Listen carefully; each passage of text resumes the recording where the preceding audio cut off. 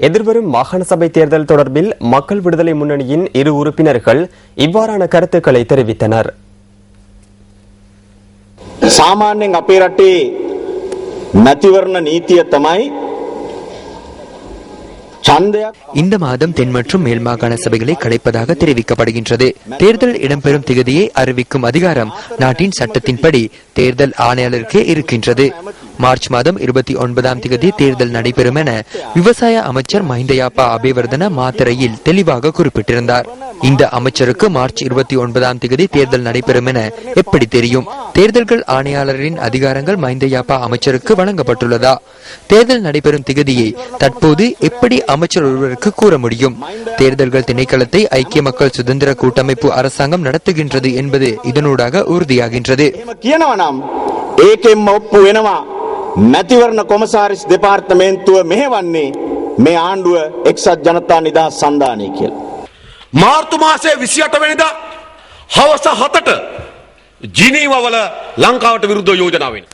March மாதம் 28ஆம் தேதி மாலை 7 மணி அளவில் ஜெனீவாவில் இலங்கைக்கு எதிராக பிரேரணை கொண்டு வரப்படுகிறது. தற்போது 29ஆம் தேதி தேர்தலை நடத்துவதற்கு அரசாங்கம் முயற்சிக்கிறது.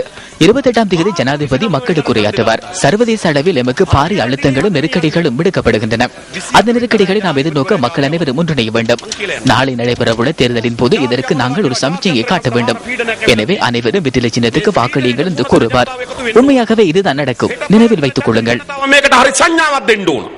එනිසා හෙට ගිහිල්ලා රට වෙනුවෙන් ඡන්දෙ දෙන්න බුලත් කුලයට කියනවා. අම්මපා කියන මතක තියාගන්න. ஆங்கிலேயர் விட்டுச் சென்ற எத்தனையோ விடயங்களை நாம் இன்று வரையில் மாற்றியமைக்கவில்லை. இவற்றை மலையக தோட்டப்புறங்களில் வெகுவாக காணலாம். லயன் அறைகள் இன்றும் அவ்வாறே காணப்படுகின்ற அதேவேளை வீதி கட்டமைப்புகளும் மாற்றம் பெறவில்லை. வெள்ளையர்கள் விட்டு சென்ற பல அம்சங்களை இன்றும் நாம் கைவிட எத்தனிப்பதில்லை. இதற்கு காரணம் நாம் அதன் மீது கொண்ட பற்று என்பதனை விடவும் எமது தலைவர்களின் கையாளாகாத தனம் என்று குறிப்பிட்டால் பொருத்தமானதாக அமையும். இது ஆங்கிலேயர் காலத்தில் அமைக்கப்பட்ட புப்ரஸ் ஸ்டெலன்பர்க் தோட்டத்திற்கு செல்லும் பிரதான வீதி. இந்த வீதி 3 கிலோமீட்டர் தூரம் உடையதாகும். இன்றைய சூழ்நிலையில் எத்தனையோ வீதிகள் அபிவிருத்தி அடைகின்றன. ஆனால் இந்த வீதி மாத்திரம் திருத்தப்படாமல் இருப்பது கவலை அளிக்கிறது. இதனால் பல இன்னல்களுக்கு மத்தியில் இந்த வீதியில் மக்கள் பயணிக்கின்றனர். என்னால ஸ்கூல் பிள்ளைகள் வரது போறதுக்கு சரியான சிரமப்படுறாங்க. ஒரு பபா கிடைக்க இருந்துக்கு விட்டு வரேன்னா சரியான கஷ்டப்படுறோம். நாங்களும் மிச்ச ரோட்டு உடஞ்சி பஸ்கள் உடஞ்சி மிச்சம் கஷ்டப்படுறாங்க. இதுக்கு நீங்க ஒரு முடிவு எடுத்தாங்க. பாடசாலை மாணவர்கள், நோயாளிகள் என பலரும் இந்த வீதியை பயன்படுத்துகின்றனர். இந்த மக்களின் எதிர்பார்ப்புகள் எல்லாம் இந்த வீதியின் புனரமைப்பு மாத்திரம்தான். மக்களின் எதிர்பார்ப்புகளை உண்மையாக்க அதிகாரிகள் இனியும் தாமதிக்கலாமா? இப்ப 23 வயசாச்சு. ஆனா இந்த ரோட்டு வரைக்கும் அப்படியே தான் இருக்கு. நாங்க பார்த்த காலத்துல இருந்து. ஆனா இது வரைக்கும் யாரும் செஞ்சு கொடுக்க மாட்டேங்கிறாங்க. அரசியல்வாதி யாருமே இந்த செஞ்சதில்லை. ஆனா எல்லாம் மீட்டிங் போடுவாங்க, கதைப்பாங்க, செய்வோம். ஆனா ஒன்னும் இந்த ரோட்ல செஞ்சதில்லை. காலம் காலமாக மலையக மக்களுக்கு ஏமாற்றங்களை பரிசாக தந்த அதிகாரிகளின் பார்வை இந்த வீதியின் மீது படுமா? உங்கள் வாழ்க்கை. உலகில் எவ்வேளையிலும் இடம்பெறும் நிகழ்வுகளை உடனுக்குடன் வழங்கும் நியூஸ் ஃபர்ஸ்ட் 18 வருடங்களாக மக்களுக்கு செய்தி வழங்குவதற்காக முன்னின்று செயற்படுகின்றது. உங்கள் குரலுக்காகவே நாம் அனைத்து சந்தர்ப்பங்களிலும் பொறுப்புடன் செயற்படுகின்றோம். எனினும் அந்த மக்கள் குரல் மீது கொடூர தாக்குதல் மேற்கொள்ளப்பட்டு இன்றுடன் 5 வருடங்கள் கடந்துள்ளன.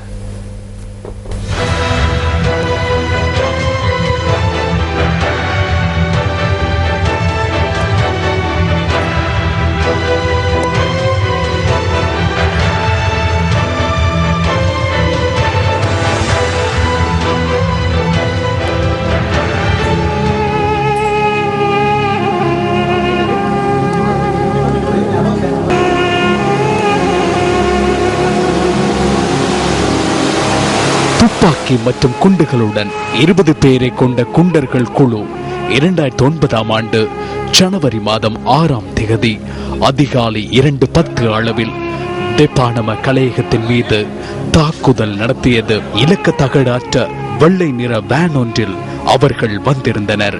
இந்த ஆயுதம் ஏந்திய குழு கலையக வளாகத்திற்குள் நுழைந்து அங்கிருந்த பாதுகாப்பு உத்தியோகர்கள் மீது தாக்குதல் நடத்தி அவர்களை பணைய கைதிகளாக வைத்து அங்கிருந்த பொருட்களுக்கு சேதம் விளைவித்தனர். MTV MBC ஊடக வலயத்தின் ஒளிபரப்பு இடம்பெறும் பிரதான கட்டுப்பாட்டு நிலையத்தை அவர்கள் தாக்கினர். தன்னியக்க கண்ணணி கட்டமைப்பை கொண்ட தெற்காசிய வலயத்தின் அதிநவீன கலையகத்தின் மீதே இவ்வாறு தாக்குதல் மேற்கொள்ளப்பட்டது.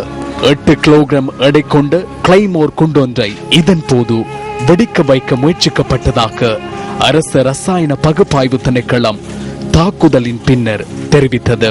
அந்த கிளைமோர் குண்டின் ஒரு பகுதி மாத்திரமே வெடித்துள்ளதாக அரசு ரசாயன பகுப்பாய்வு திணைக்களத்தின் சட்ட மருத்துவ பிரிவின் பிரதி பகுப்பாய்வாளர் WIS குணத்திலக கூறினார். இவ்வாறு கொடூர தாக்குதல் மேற்கொள்ளப்பட்டாலும் உங்களுக்கு தகவல் வழங்கும் எமது பணியை நாம் கைவிடவில்லை. அனைத்தும் அழிவடைந்து காணப்பட்ட நிலையிலும் நாம் குறுகிய நேரத்திற்குள் மீண்டும் எமது பணியை ஆரம்பித்தோம். இதற்கு வேறு எந்த காரணமும் இல்லை. எமது ஊழியர்களின் பலம் காரணமாகவே எம்மால் மீண்டல முடிந்தது. எமது இயந்திரங்களுக்கும் எமது ஊழியர்களுக்கும் பல்வேறு பாதிப்புகள் ஏற்பட்டாலும் சாம்பலில் இருந்து நாம் எழுந்து நின்றோம்.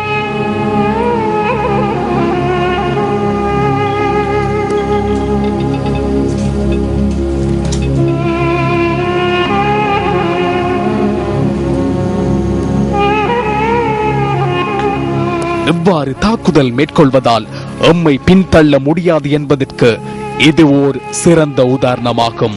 நேர்களாகிய நீங்கள் தொடர்ந்தும் எம்முடன் இருந்தமையினாலேயே நாம் முன்னோக்கி பயணிக்கின்றோம் என்பதனை மறக்க முடியாது. தெப்பானம கலையகம் மீது தாக்குதல் மேற்கொண்டு இன்றுடன் 5 வருடங்கள் கடந்துள்ள போதிலும் எமக்கு இதுவரை நியாயமான பிரதிபலன்கள் கிடைக்கவில்லை. எனினும் விசாரணைகள் தொடர்ந்து இடம்பெறுகின்றன. 18 வருடங்களாக நாம் மக்களின் குரலாகவே உள்ளோம். எதிர்காலத்திலும் அதில் மாற்றம் இல்லை என்பது உண்மை.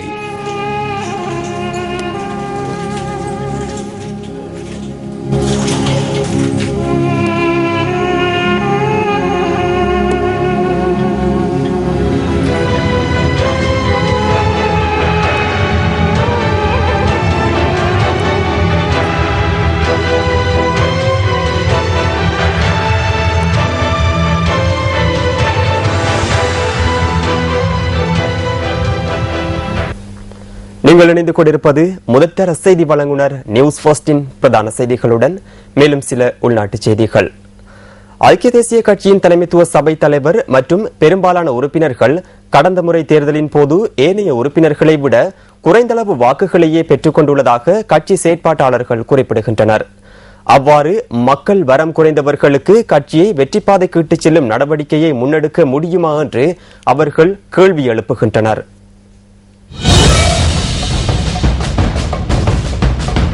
தலைமைத்துவ சபை உறுப்பினர் மங்கள சமரவீர ஸ்ரீலங்கா சுதந்திர கட்சி மற்றும் ஐக்கிய மக்கள் சுதந்திர கூட்டமைப்பு அரசாங்கத்தில் நீண்ட காலமாக அமைச்சு பதவிகளை வகித்த போதிலும் மாத்தறை மாவட்டத்தில் ஐக்கிய தேசிய கட்சி சார்பில் போட்டியிட்டு 2ஆம் இடத்துக்கு தெரிவு செய்யப்பட்டார்.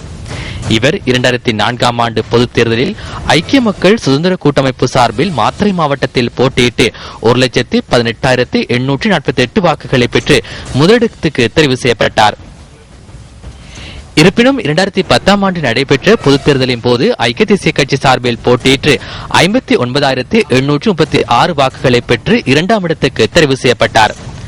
அப்படி இருக்கின்ற போதும் ஐக்கிய தேசிய கட்சியின் மாத்தறை மாவட்ட தலைவராக நியமிக்கப்பட்டுள்ளதோடு தொலைத்தொடர்பாடல் பிரிவின் தலைவராகவும் செயற்குழு உறுப்பினராகவும் நியமிக்கப்பட்டுள்ளார். அந்த மாவட்டத்தில் ஐக்கிய தேசிய கட்சி சார்பில் போட்டியிட்டு இளம் உறுப்பினரான புத்திக பத்திரன 1ஆம் இடத்துக்கு தெரிவு செய்யப்பட்டார். இவர் 2009ஆம் ஆண்டு தென்மாகாண சபை தேர்தலில் போட்டியிட்டு 57,802 வாக்குகளை பெற்று இலங்கையின் 1வது இளம் எதிர்க்கட்சி தலைவராக தெரிவு செய்யப்பட்டார். தமது வாக்குப்பலத்தை மேலும் அதிகரித்துக் கொண்ட அவர் கடந்த பொதுத் தேர்தலின் போது 62,499 வாக்குகளை பெற்று மாவட்டத்தில் முதலிடத்தை பெற்றுக் கொண்டார். ஆனாலும் அவருக்கு ஐக்கிய தேசிய கட்சியில் செயற்குழு உறுப்பினர் பதவி இல்லாது செய்ததோடு